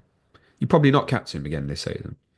So if you need it for captaincy, he's expendable. But I tell you what, I would not be surprised if Cole Palmer has a brilliant April and shuts a lot of people up. Because really, he should not have blanked these 2 games. So he probably hangs around for me, but the other Chelsea, like me having Nkunku, I certainly wouldn't be considering anything like that for this week. And I need to be aware Jackson's back game week 30. I have one request for my enemies of Arsenal this week. Any chance of a little, can we get Moises Caicedo boots? Cheers. Okie dokie, He's on 9. which will be a 2 game ban. Romeo Lavia is also back available Makes for them and no Nats. difference from a fantasy point of view because no one's going to own him, but James doesn't want him to play against Tottenham, Yeah, the Lavia will which is play also instead. I irrelevant. think he's been a real big miss for them. Agreed. Let's talk about Tottenham 2, Bournemouth 2, a Desmond James, which was just, I think if you're going to look at it on paper in terms of stats, the most relevant is 5 big chances for Bournemouth to your 1. And that's probably how the game should have ended. 5-1 probably would have been too much, but 3-1 or 4-1, I think is how the game should have ended. I look at the two lineups as well, James, like even on paper, from the two teams, other than Vicario over Kepa, maybe Porro over Lewis Cook, because Lewis Cook's not a right back, let's say. I don't see any of your players getting into their team right now on You wouldn't form. pick Romero over Hill. I know he had a difficult start, but Well, I mean, he's. okay. Give I me also, something. yeah, I do. I just think that he's not first choice though for them, is he? So he's coming in because of all the injuries that they've got. So yeah, you're probably right. I play Romero over him, but he wasn't particularly great shakes. Like it just says a lot that the team that they've managed to quietly put together is so good. The frustrating from fantasy point of view is right. You're looking at it thinking, oh yeah, I'm going to get some points of Cliver. Oh no, it's actually Tavernier that's the one that's putting the ball in the back of the net, or Evan Nilsson's ownership's low because people are worried about the minutes or what have you. Yeah, they're spreading the returns around between them, which makes it a little bit frustrating to own sometimes. It means that Clivert's the standout because of penalties. I think I'm going to Clivert this week on I free think hit. he's the standout anyway. Yeah, I would say so, but it doesn't mean that Tavernier can't return or Semenyo. It's to Semenyo. I think he's 3rd in the league this year for shots taken. They don't seem to go in, but I know there's quite a few people that want to Where get does he him. rank for shots with finesse? Oh, God knows, because you're right. He puts his laces through, but yeah, good performance from Bournemouth. And to be honest, lucky to get away with the point for your team with eyes on Thursday night being the most important thing this week. Yeah, Bournemouth should have won. Outstanding. There's zero debate about that. Their intensity is quite astonishing. It's incredible. Incredible. They must be the fittest team in the league, I would say. Now, there's help to that in the sense, normally it's one game a week, etc., etc. But you might all remember what I said prior to Bournemouth playing Man City earlier in this season. I did say earlier, Bournemouth will probably beat City again in the FA Cup quarter-final. It's not going to affect City's double as long as Villa still win, right? And obviously the bookies will have City favourites. But yeah, I would not be surprised if Bournemouth beat them. Evan Nilsson being back is a plus. He's a very different profile player to Utara and does some of the uglier stuff much better. Took the goal fantastically well, composure as well, considering he's obviously not scored for a while due to the injury. Really good return for him. I think would be a real temptation to put in if on free hit this week. Clivert would be a shoo-in. I think he's probably the best midfielder in the game this week, I would say. He's captainable, I think. He really is. He does, as I said, without the pens, I think he's the best option, but with the pens in it, tips it over. Also, bear in mind, Bournemouth will welcome back Elia Zabani this week. He will go back into the team. That's unquestionable. Yep. Whether it's Hill moves to right back, or if just Hill comes out the team and Cook stays in, that's the debate. But Zabani will come back in the team. If you are going to Bournemouth defensive one on free hit specifically, please go for Milos Kerkez, because that's clearly the upside. What a cross. Well, I was watching on telly, you were in the stadium. When he was going to cross it, I was kind of like, don't cross it, because he was so far out. I was like, you're just going to loft in a ball and it's just going to get headed clear. Like, it didn't feel like he could, it was too far out to put in the type of cross that he did. Beautiful. Yeah. Stunning amazing. cross. Yeah. I do think those looking a little bit longer term need kind of regular coverage through, say, sort of 29 towards 33. Dean Howson is perfectly reasonable as an alternative. And I guess Zabani will have next to no ownership, but we'd identified previously that it was worth going for Howson over Zabani, no doubt about that. Kepa will also fix a lot of people who might have a goalkeeper problem. I've certainly seen teams bust for this week with like Allison and Fabianski. I really think Kepa will do you fine. The beauty with Kepa is he'll probably hold you for the majority of the game weeks left, at least up to sort of 33 as a minimum. Obviously, they could still double 33. If they don't, it's United at home 34. That's fine. So there's a number there. I think your midfield order of preference would be Kluivert, Semenyo. Utara, you're not going to go for now. No. I would say, at this point, he's highly unlikely to start this weekend. But I do think for people, he will get minutes again as a substitute at the weekend. Is he worth thumping out from -4 this week? No. For those running through, you never know. Someone else might get injured during the break, and then suddenly you've got Ipswich at home in 30, and it's like, oh, he's going to play again. Like, I wouldn't fret to necessarily get that sorted. I do think if you don't have Cliver, you'll be very tempted to make that sideways if it's affordable for you. And I'd probably, under that circumstance, say, yes, do it. If you don't have. Yeah, I think free hitters shouldn't overlook the idea of going free Bournemouth this week. Yeah, I've got Evan Nielsen, Cliver, and then Kirkes in my draft. But Kirkes, again, was on the bench, but I don't like it. I don't like having him on the bench. I want to play him. We talk about the cross. You know, the shot he had as well, which Vicario tipped over the bar. Like, he hit that with Good real save. fizz That as was well. on that side, and there was no way to expect that happening. I mean, there was no angle for the shot, and it just came out of the blue. He's got so much goal threat in him, so I don't like owning him and then leaving him on the bench. So I may end up looking at a situation where I play him. Yeah, they're great. They really are. It's I'd mentioned this when they beat Southampton. It was only like watching some highlights about it. It's like when they turn it over and they go, the intensity of the counter is the quickest in the league, I think. Agreed, like Liverpool go like direct into Salah and you're in trouble. But as a collective, when those four, the two wide players and the one behind Evan Nilsson, when they all go together, it's powerful. Really is. Do it with speed, aggression, and precision. I mean, it's important to say it's not like wild. I mean, the build up on the goal that was disallowed, stunning bit of football. Yeah. The irony of that is it came from an attack where we probably should have scored and over-egged the fucking cross.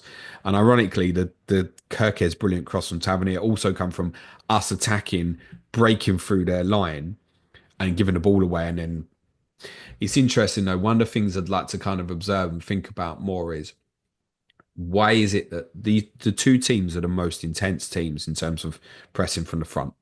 Tottenham not doing it to quite the same level as they were absentees. There's a few reasons for that, etc.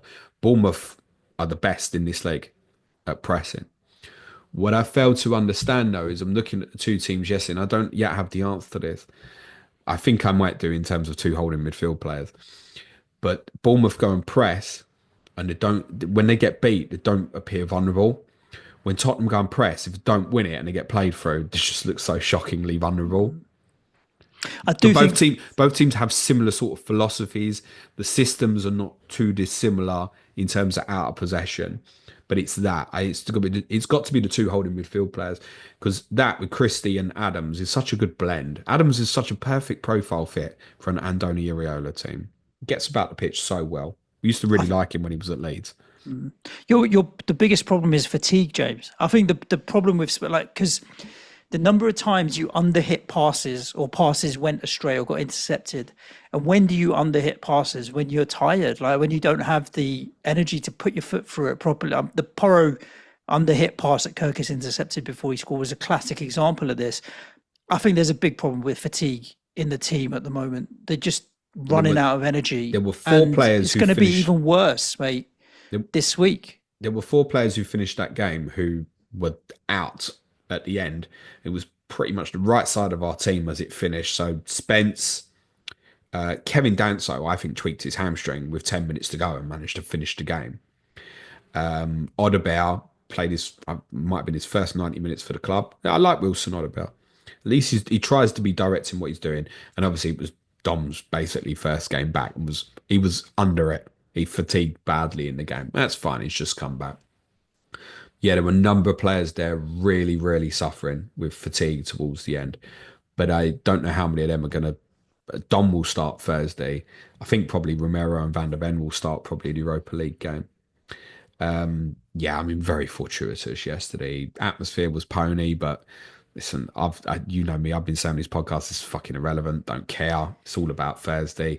I'm not sure we'll turn it around on Thursday, though. Having Dom available makes me feel a lot better about it, because I did feel Friday Obviously came back from the Netherlands and he's hobbled off again. You think, no, he's crippled again. Having Dom available is really important for the team. I know he didn't play well yesterday, but it's really important to act as a focal point. Does enable space for others. Yeah, got away with it. Got away with it massively. I hope that Bournemouth qualify for Europe. I think that would be very deserving for that football club. And I would say that I hope Andoni Iraola stays at that football club, but I might be hoping that he's somewhere else. I would be intrigued, however, to see. I really would be intrigued to see how well they do combining Thursday night football with this intensity that they play out, and what would happen. Because I don't think it's manageable to play to that level of intensity. They are a joke off the ball. They are the best pressing team in the league by a long, long way. I'd love to see them try and do it Thursday, Sunday. I don't think it's possible.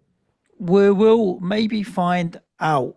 Let's see where we get to with You think Spurs my team because would be in obviously, Europe next year? I don't think so, mate. no, I don't think so either. Tottenham assets for the weekend. Come on, kids. Yeah, no, it's not even a conversation. And particularly, it's more target Fulham if Tottenham have to go to extra time and penalties and all of that kind of stuff. Then definitely, Raul Jimenez is coming with me. Should we wrap by talking about Manchester United 1, Arsenal 1? Yeah, more drop points for Arsenal. Yeah, I don't know whether kind of I don't feel dead about this game, really, Joe. It doesn't affect anything for me. It doesn't affect my decision making around the free hit because I knew Arsenal defensively I was going to back against Chelsea's attack at the moment. And I think Bruno Fernandes is a solid asset, and he's proved that by ticking away all season. I think he's sixth, seventh highest scoring midfielder in the game, I'm going to say. Seventh highest scoring midfielder in the game. And has been doing all right recently. So Bruno Fernandes is always going to come along with me. The only thing is I might get Onana because Leicester are that bad from an attacking point of view. And I think there's a clean sheet to be had, and I think his ownership's going to be low. But yeah, I didn't really... It doesn't have the spice of Manchester United Arsenal games of old, you know. I think in the build-up they were showing the game where Manchester United stopped Arsenal winning, going 50 unbeaten and all of that kind of thing. Those kind of games you'd look at and you'd be like, yeah, this is going to be a real battle or a really great game. Didn't expect any of that with But this. those were at that time the it's top two the for City like the versus previous Liverpool 6 of years what we or had so. at previous years, and I get it. Just didn't have that. And even though Arsenal particularly good, I remember seeing before the game Arsenal were looking for 6 defeats in a row, six victories in a row against Manchester United or something in the league, which I was like, wow. Didn't even realize it was that uncompetitive for that long between the two of them. I have to say, I thought United had the game in the bag, actually, that speaks pretty big volumes for Arsenal, I think. Against this United, all the criticism we've given them, and I'm thinking, I don't see Arsenal scoring now. I think United are going to take this home 1-0. And Arsenal had played really well, I think, first half. Their football was fine, but also without hurting in any way whatsoever. And we have spoken about this several times about Ruben Amorim's Manchester United looking better in some of the more difficult games on paper. It suits them at the moment. I like the fact I appreciate his honesty after the game because so many times we've heard him say, I can't change. And I think we've related that towards the system and the formation.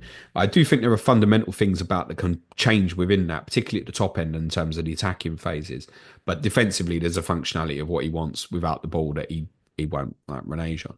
But I really like the fact that he said, we know where we're at and we have to do something to try and get a result right now. Now that is working much better for this Manchester United than when the onus is on them against an opponent like Leicester this Sunday. Because Leicester have to be looking at that game on Sunday and thinking, got to win. You're running out of time, guys. It's Man City away afterwards. What are you going to do? Wait for the next one? No, Manchester United are beatable.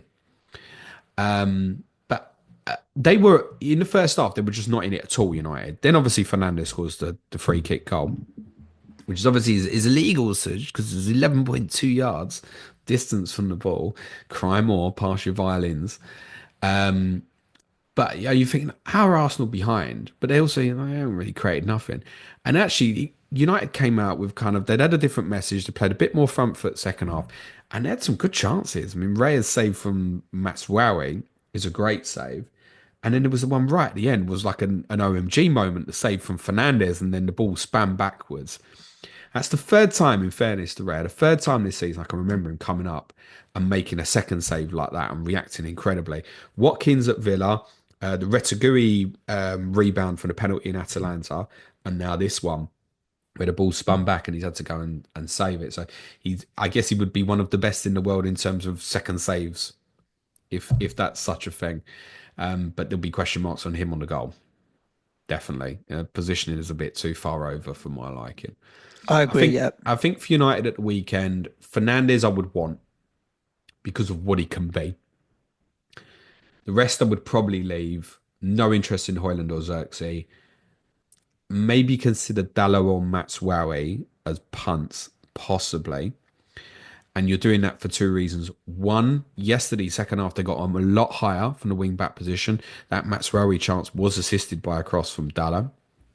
So there's a potential there. And also Leicester that are impotent going forward at the moment. For Arsenal, I think So again, just on Man United, you don't like my Onana pick, no? it's fine. Like if you're looking at it as a way into a bit of coverage, yes, it's fine. Ask a Manchester United fan. I get that, but ask a Leicester fan if they think they're going to score, and the Yeah. answer is going to be no. No, it's fine. Like if you want to go on Yeah. a free hit, I mean, like, who's the best goalkeeper on a free hit this week? I don't know what the percentage odds would be on clean sheets this week. You'd argue maybe sells. Yeah, most Like as a likely. combination, would you? Maybe Saar, but I don't think so. As a combination, but you will have to think these sort of things in your head, right? And this isn't the only one, but would you rather go like Sells and Matswari or like Alana and Milenkovic? It probably is Anana and Milenkovic in that example. Yeah. So you want to do combinations like that, and your weaker one should normally fall to the goalkeeper probably. Arsenal, I don't know what you want for that 29. Like they're very capable of beating Chelsea with whatever they've got, a home game at the Emirates, no doubt. But Gabriel, I mean, if you're on a free hit, do you actually go Arsenal at all? Gabriel and Saliba. I was going to double You're going to up. go both, yeah? I was going to double up. Yeah, I don't see Chelsea scoring. Fine. Yeah, I don't see Chelsea scoring. But then would I rather double up or play or have Kirkes, Gabriel, and let's say Aina? So I've spread it. The thing with the free hit for me though is I really want to go with an all-in strategy. Like if You I'm going to should. play it, I want to play it aggressively, which means double up the Arsenal defense if I think Arsenal are going to keep a clean sheet. So Yeah, yeah, fine. Fine. yeah. Yeah, I mean, you could go Raya obviously as well. I think if you are going Arsenal defensive, go that, Gabriel, Raya, Saliba, probably your order of I don't want to preference. triple up though. I would say that I don't feel comfortable tripling up. I wouldn't go with the fullbacks. Like, particularly, obviously, Lou Skelly you can't pick anyway, but it could be him or Calafiori left back. Timber, is there a chance we could get a Ben White run out? I suppose there's every chance Ben White will play against PSV, I'd guess, if he's available. I think they've just about got that tie one. Offensively, it's a case to even say that maybe Rice would be the one that maybe you'd want on a free hit because at least he runs in behind. He's got a cracking goal yesterday. Take some corners. Yeah, they lack for movement so badly at the moment Mm. without the focal point. I don't think Marino's not terrible, but he's clearly not a number nine. Martinelli back is going to cause a real problem for Wanyeri owners now because ultimately that's the one that was taken off when Martinelli came back on. We didn't expect him back this soon. Arteta gave nothing away as per usual going into it. He's played half hour last week. You presume they'll get some more minutes into him on Wednesday night. Then the game's not till Sunday. I think he starts against Chelsea Sunday. So is it Wanyeri comes out the team, or do they put Trossard in the middle and Martinelli in and take Marino out? It feels like it wouldn't be Trossard come out. Sterling can't be used, even if he wanted to. He's ineligible anyway, it's worth saying. But yeah, that's a headache now for Wanyeri owners. So I think Arsenal offensively is just a complete avoid on free hit, which doesn't feel right, but I think it is right. Yeah, I'd have one defensive, but yeah, I get that. Defensive is fine. Yeah, I mean, Yeah. like if I Oh, would, I'm not even if looking at any attacking. if I was free hitting my team this week as a Gabriel owner, I would not be taking him out, Yeah, leave but I him in. probably would leave it as one. Yeah. I don't think I don't think you'll need two. We've had that in the past. It's felt like you need two to get the return out of Arsenal defence. I don't think that'll be the case this week. One will get you green. Good, good. Cool. James, that's a wrap of the games. We've got obviously the big one tonight, Monday night football, West Ham, Newcastle. We know what happened last time West Ham played Newcastle on a Monday night. It just extended Lopetegui's reign by about 3, 4 games unnecessarily. But let's see what does happen. Bearing in mind that Newcastle have got obviously the cup final now, only 6 days away. We'll cover that off with on the Clayton and James show. You can talk about that with Clayton, and obviously Tottenham on Wednesday is the patron show where I'll give my thoughts on that as well. But other than that, do you want to get into some questions that we've had in on the internet? Go on then, sir. Okie dokie. Right. FPL developer. But it's the best player in each position for game week 29, excluding Haaland, and top captaincy options. Goalkeeper, we've just talked about sells, but I also like Onana. I think I'm going Onana. Defensively, Raya. Pickford will have good ownership this week. yeah, if you're playing the EO game though. Defensively, who are you going to go with? Well, how are we ranking this? As in, like, what top Best pick? to, Or yeah, for game week 29 only. Ooh, I Okay. probably, to be honest, I would still go Gabriel top. You are right. Just Mm. looking at the fixtures, I would still go Gabriel, and I think next for me would probably be a Forest defender, so maybe Milenkovic. Midfielders, you said earlier Clivert's the best pick in the game this week. I think so. Yeah. Sticking by that. So then I can't disagree with you particularly. I think Bruno Fernandes is a very close second to Clivert in midfield, though. And up top, he says not Haaland, so Chris Wood, really, isn't it? Yeah, I'd like to probably. go against Chris Wood. I mean, imagine a front line of Jimenez, Evan Nielsen, and Haaland to go against Chris Wood. Or But even just Jimenez, Evan Nilsson, and Larson. yeah, but the EO on Wood scares me a little bit, particularly if a lot of people captain him. So I don't see myself Don't. doing that. Mean me to fuck next Monday when Hoyland gets a hat trick, right? But don't drag yourself into that, guys. What's that? Like a Hoyland. Oh, yeah, But it's no, playing no, Leicester. no, no, no. No. Colm says, do you think Palmer to Elanga and Visser to Haaland would be worth a hit? So he's got to take a -4 when he's got a wild card in 31. So not far away. Yes. Because it gives you the captaincy of Haaland this week and next, But you need to potentially. factor into that who are you captaining if you don't. That needs to be factored into the equation. So are you taking the armband off Mo in 30 as part of this equation? So you need to factor that in beyond just the -4 for the two transfers. You need to factor that in because presumably if you're doing that for Haaland, you're going to captain him both weeks. Or Yep. you get steaming into captain him against Brighton, but you're not going to captain him against Leicester. Like if I end up going Haaland this week, the only way I won't captain him in game with 30 is if he's injured. Do you want to do some Arsenal bashing, James? FPL Pope, Arsenal players spent a minute celebrating an equaliser while Liverpool went for the restart immediately. What does that say about the mentality of Arsenal players?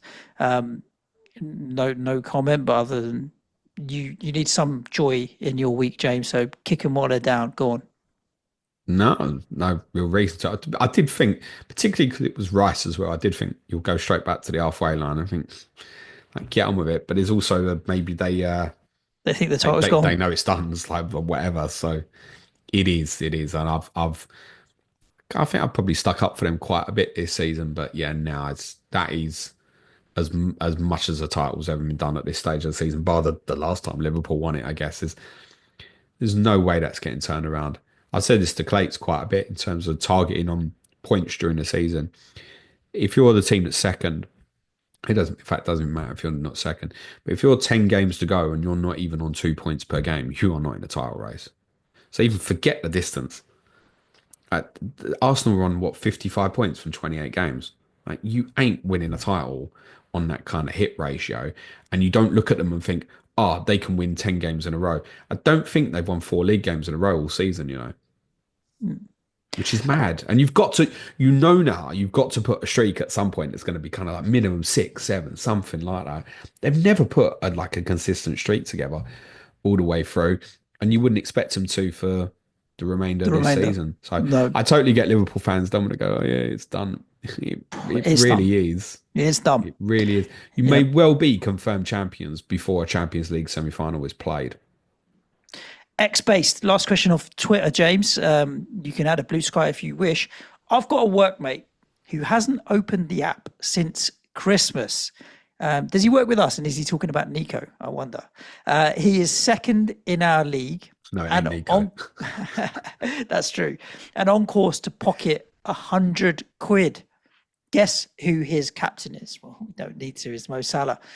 Do you think FPL should introduce captain cooldowns or limit captain picks per season?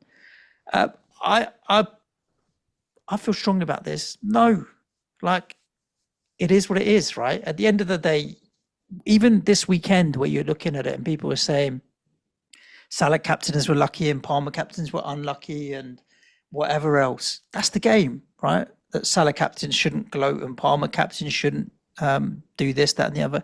That's the game. You live and die by the sword.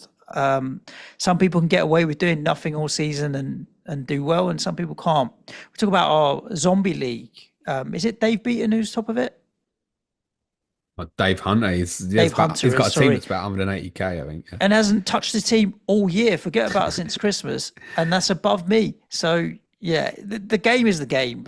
You've got to enjoy how you play it. I feel like even this week when I'm looking at my free hit, I'm like, go all in, go with the strategy that I believe in. And if it does well, I can congratulate myself. And if it doesn't, it's only myself to blame. But yeah, it's just a game. Yeah, I don't believe in limiting the number of times you can captain a player or not. But also, this season is quite an exception with what Salah's doing. Listen, if you'd have limited it to let's just do a hypothetical, would you say 10 times for a player or something? Is that fair? Or yeah, okay. You'd now be sitting there going, "Fucking hell, I've got to use 5 more Haalands. What am I going to do?"